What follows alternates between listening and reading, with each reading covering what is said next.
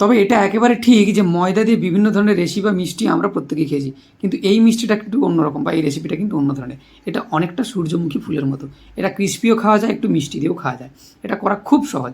প্রথমে 2 কাপ মতো ময়দার মধ্যে একটু নুন আর পরিমাণ মতো সাদা তেল দিয়ে এটাকে জল দিয়ে ভালো করে ডো তৈরি করে নেবো। কীরকম ডো হবে? যেমন আমরা লুচির ডো তৈরি করি সেরকম, আর কিচ্ছু না। এখানে আমি 4 চা চামচ মতো তেল দিয়েছি। ব্যাস, ব্যাপারটাকে ভালো করে মাখা হয়ে গেলে এটাকে আমি মিডিয়াম সাইজের 3টে লেচি করে নেবো। 3টে লেচিকে এবার বেলে 3টে রুটি করে নেবো। 3টে রুটি হয়ে যাওয়ার পরে আমি একটা লেই তৈরি করে নিচ্ছি। এখানে কিছুটা সাদা তেল আর কর্নফ্লাওয়ার আর একটু বেকিং সোডা দিয়ে এই লেইটা তৈরি করলাম। এবার লুচিগুলো বেলা হয়ে গেলে প্রত্যেকটা লুচির প্রত্যেকটা লেয়ারে এই লেই দিয়ে ভালো করে মেখে দিতে হবে। 3টে লেয়ার হবে।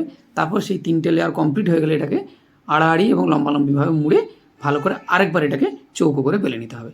সম্পূর্ণ ব্যাপারটা বেলা হয়ে গেলে অসমান সাইডগুলোকে সমান করে কেটে নিয়ে মাঝামাঝি দুভাগে ভাগ করে লম্বা লম্বা আমি স্ট্রিপের মতো করে নেবো। এই ছোটো ছোটো দেখুন খুব একটা বড় হবে না, এরকম স্ট্রিপের মতো করে নিয়ে এগুলোকে আমি একটু সুতো দিয়ে 3টে করে স্ট্রিপ নেবো। 3টে করে স্ট্রিপ নিয়ে এগুলোকে একটু সুতো দিয়ে হালকা করে বেঁধে নেবো, যাতে করে খুলে না যায়। ব্যাস, খুব একটা চেপে বাঁধতে হবে না। এবার কড়াইতে তেল গরম করে এগুলোকে দিয়ে আমি উল্টে পাল্টে ভাজবো, কিন্তু তাপটা সবসময় নিচের দিকে কমের দিকে রাখতে হবে, লো বা মিডিয়ামের দিকে। আর উল্টে ওপরে তেল দিয়ে দিয়ে আস্তে আস্তে ভেজে নিলেই কিন্তু তৈরি হয়ে যাবে সুন্দর ক্রিস্পি সানফ্লাওয়ার। বাড়িতে অবশ্যই একবার ট্রাই করে জানাবেন কেমন হলো। ধন্যবাদ।